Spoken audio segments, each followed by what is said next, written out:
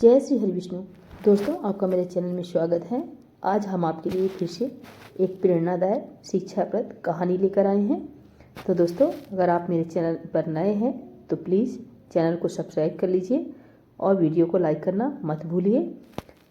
दोस्तों, गोरा धाय ने अपने बेटे की बलि देकर अजीत सिंह को औरंगजेब से बचाया था।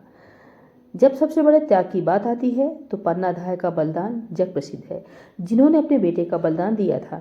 राजस्थान में यह मिसाल अकेली नहीं है, बल्कि एक और धाय माँ थी जिन्होंने राजगद्दी के वारिस को बचाने के लिए अपने मासूम बेटे की जान कुर्बान कर दी थी। उनका नाम गोरा धाय था। सन 1679 ईस्वी में महाराजा अजीत सिंह का जन्म हुआ।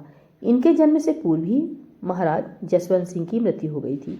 उस समय मारवाड़ का और कोई उत्तराधिकारी नहीं होने की वजह से दिल्ली के शासक औरंगजेब ने कब्जा कर लिया था। जब अजीत सिंह का जन्म हुआ तब राठौर संप्रदाय फिर से मारवाड़ का शासन और पद लेने के लिए औरंगजेब के पास गए। तब औरंगजेब ने शर्त रखी कि अगर युवराज अजीत सिंह का लालन पालन दिल्ली में उनके सामने हो तभी वो ऐसा करेंगे, क्योंकि औरंगजेब की मंशा अजीत सिंह को मुसलमान बनाने की थी। महाराजा जसवंत सिंह जी के स्वामी भक्त रहे वीर दुर्गादास राठौर और अन्य राजभक्तों को यह मान्य नहीं था, इसलिए उन्होंने अजीत सिंह को गुप्त तरीके से औरंगजेब के चंगुल से बचाने की योजना बनाई।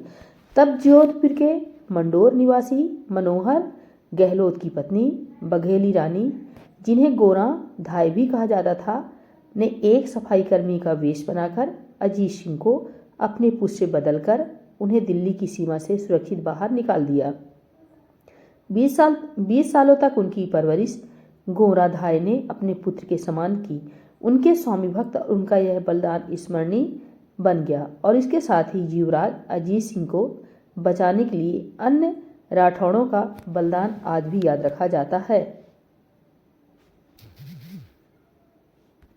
20 साल बाद मौका पाकर वीर दुर्गादास राठौड़ और अन्य सरदारों ने पुनः जोधपुर पर अधिकार कर लिया और अजीत सिंह जी को राजगद्दी पर बैठा दिया।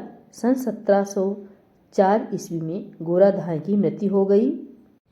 सन 1712 में महाराज अजीत सिंह जी ने गोरा धाय के बलिदान और उनकी स्मृति में वर्तमान उम्मेद स्टेडियम के सामने रेलवे लाइन के पास 6 खंभों की एक छतरी का निर्माण करवाया, ताकि आने वाली पीढ़ियां उनके बलिदान और स्वामी भक्त के बारे में याद करती रहें।